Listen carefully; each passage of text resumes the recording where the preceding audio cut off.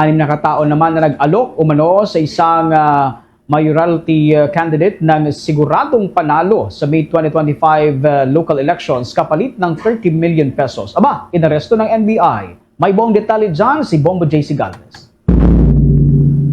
Inaresto ng National Bureau of Investigation ang 5 lalaki at isang babae na nag-alok umano sa isang tumatakbong mayor ng Iba Zambales na kaya nilang manipulahin ang resulta ng darating na halalan at papanalunin nito kapalit ng 30 million pesos. Kinilala ang mga naaresto na sina Roland Ucab Ibayson, Tio D. Abalos C. Almazan, Joseph Ong E. Gamao, Sherilyn Adriano E. Umlas, Ralph Edward Salas E. De Luna at Francis James Mapua E. Lascano.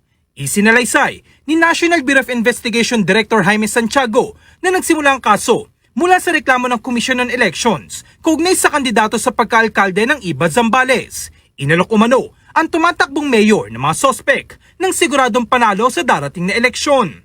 Nagpakilala pa si Abalos na may direkta umanong koneksyon sa dating chairman ng COMELEC at sinabing pamangkin siya ng isang kumakandidato ngayon sa pagkasenador at apo ng dating COMELEC chairman Benjamin Abalos. Samantala, dahil sa pagdududa ng tumatakbong mayor sa kanilang mga pahayag, agad niya itong inireport sa COMELEC at nagsumiti ng screenshots ng kanilang usapan. Isinagawa naman ang isang entrapment operation noong Mayo 8, 2025. Nagpapakilala sila na they have connection or sa COMELEC, no?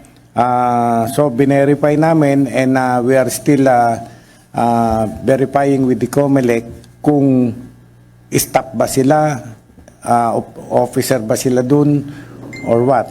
One of them is even introducing himself as kamag-anak ng former COMELEC chairman at ng isang candidate ngayon for senator. Okay.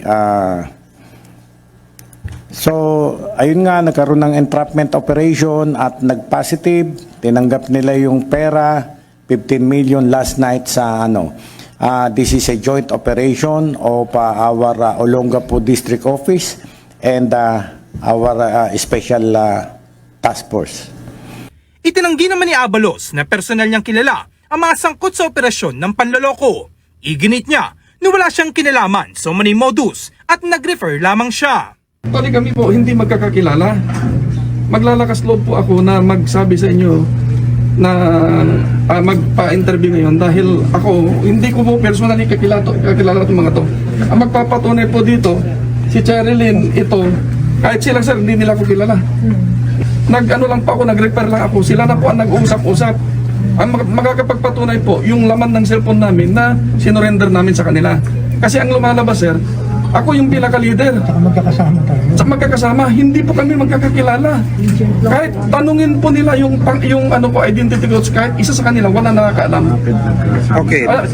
Ayaw ko lang po masira yung candidate ni Sir Benhur.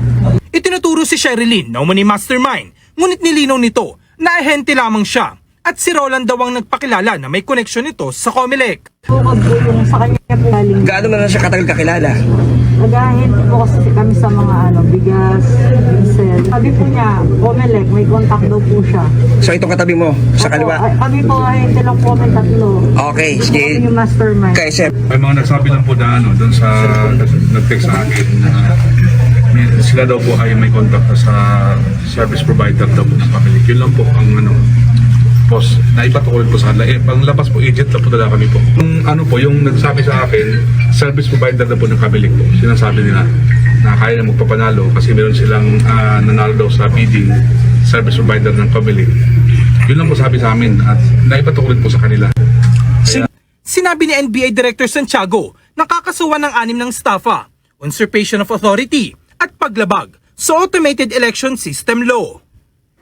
Para sa Bombo Network News, ako si Bombo J.C. Galvez, nag-uulat para sa #1 and most trusted radio network in the country, Bombo Radio Philippines, Basta Radio. Bombo!